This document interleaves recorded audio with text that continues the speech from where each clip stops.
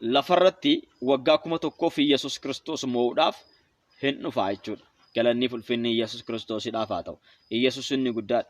Lafarratti waggaa 1000 mo'uudhaaf yeroo dhufu kanatti seexanni yeroo kana kan inni hidhamu jechuudha. Seexanni amma hidhamee hin jiru.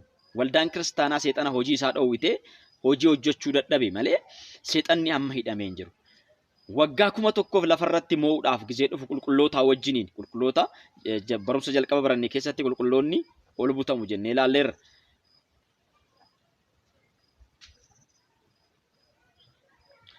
Galanni ulfinni Yesus Kiristoosiidhaaf haa ta'u. Barumsa jalqaba barannee keessatti qulqulloonni ol butamu jennee ilaalleerra.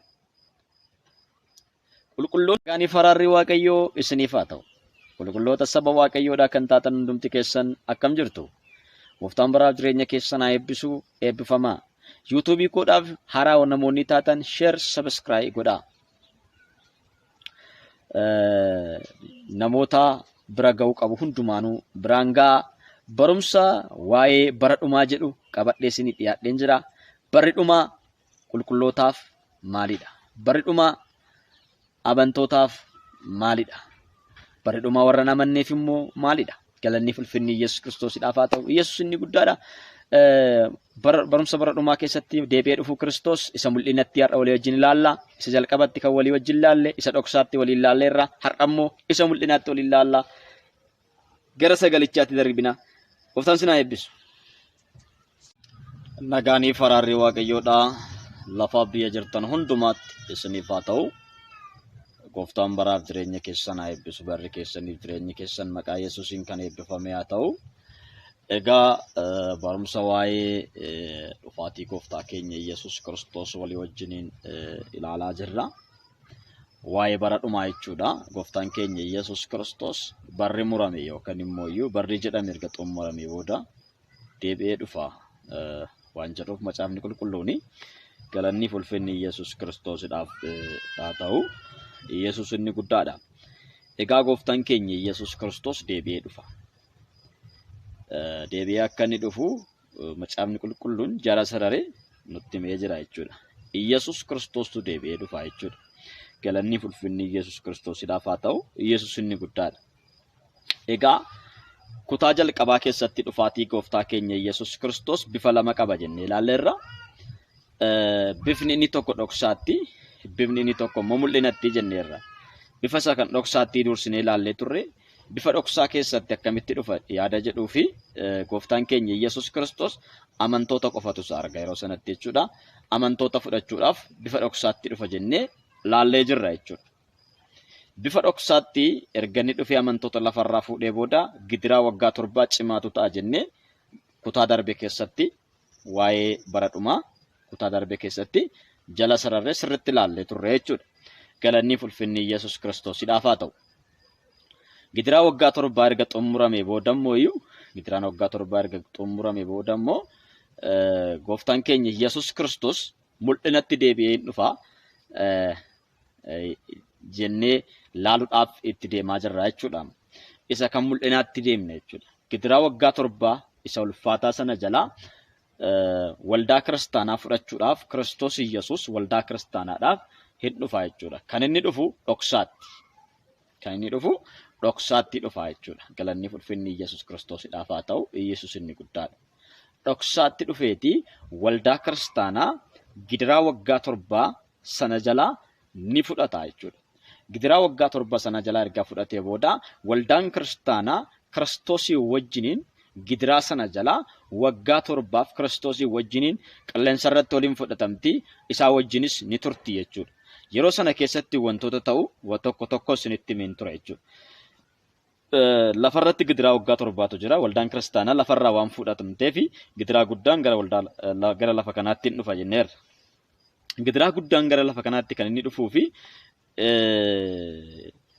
waldaan kiristaanaa lafarraa waan kaafamteefidha.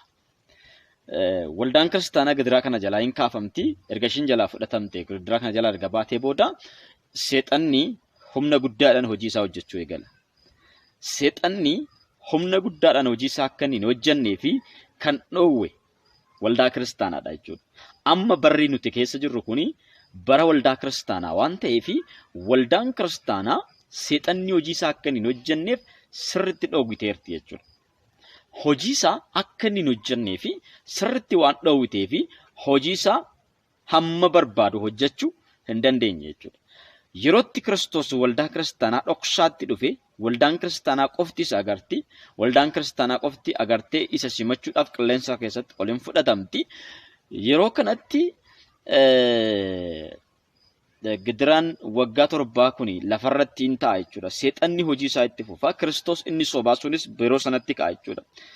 Gidiraa waggaa 7 sana keessatti jechuudha. Rakkina waggaa 7 sana keessatti Maatiyyoos irratti akkuma dubbatu kanaan duras ta'ee hin beekne kana booddees hin ta'uudha. Gidiraan sun jechuudha. Ulfaataa akka inni ta'e sagalee Waaqayyoo Maatiyyoos 24 irratti nutti dubbata jechuudha. Gidiraa ulfaataa sana dhalootatti fida jechuudha. Inni jibbisiisan yookaan Kiristoos inni sobaa sunis bara sana keessa ka'a. Inni Daani'eel waa'ee isaa dubbate suni jechuudha. Bara sana keessatti ka'a jechuudha. Egaa dhufaatiin inni lammaffaadha. Inni dura waldaa kiristaanaadhaafi jenneera. Dhufaatiin Kiristoos inni dura inni dhoksaatti waldaa kiristaanaadhaafi jenneera.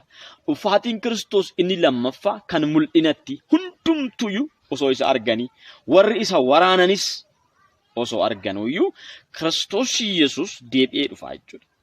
Warri isa fannisanis osuma arganu Kiristoos Yesuus deebi'ee dhufa jechuudha. Dhufaatii isa kan lammaffaa kuni abdii Israa'elootaati.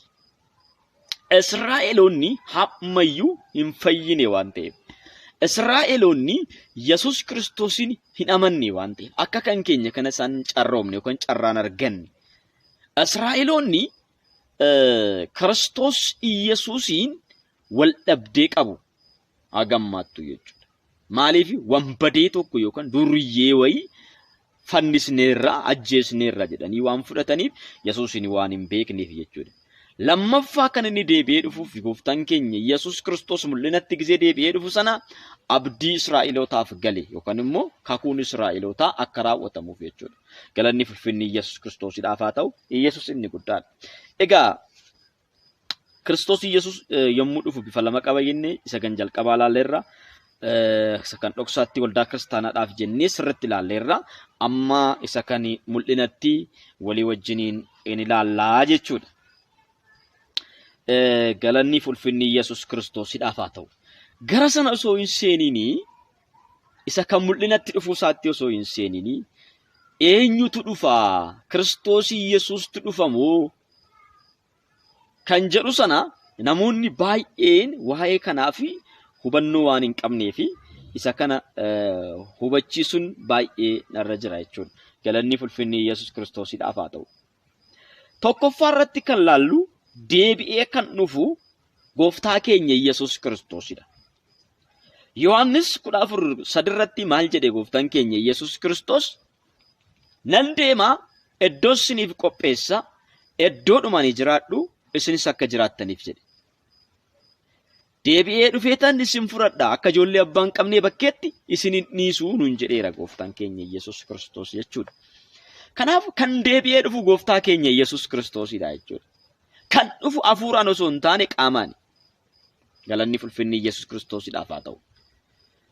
Akka barumsa amantaa tokkotti gooftaan Yesuus Kiristoos dhoksaatti yookaan immoo hafuuraan dhufa jedhanii ta'u. Isa kan dhoksaallee fudhatanii maal jedhu hafuuraan dhufa Yesuus Kiristoos hafuuraan dhufa jedha. Inni gariin immoo maal jedhu hafuuraan dhufee jira jedha.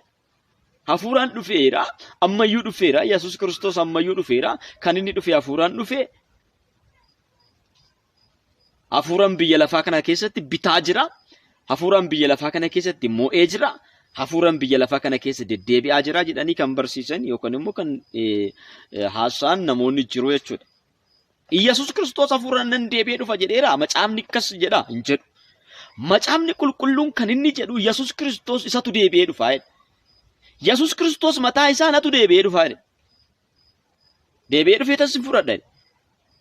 Galanni ulfinni Yesuus Kiristoosiidhaaf haa ta'u. Yesuus inni guddaadha. Itti dabalee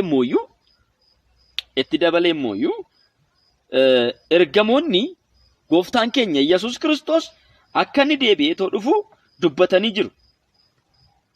Hojii ergamootaa keessatti 1:11 dhaqxanii gaafa laaltanii hojii ergamootaa 1:11 dhaqxanii gaafa laaltanii akkuma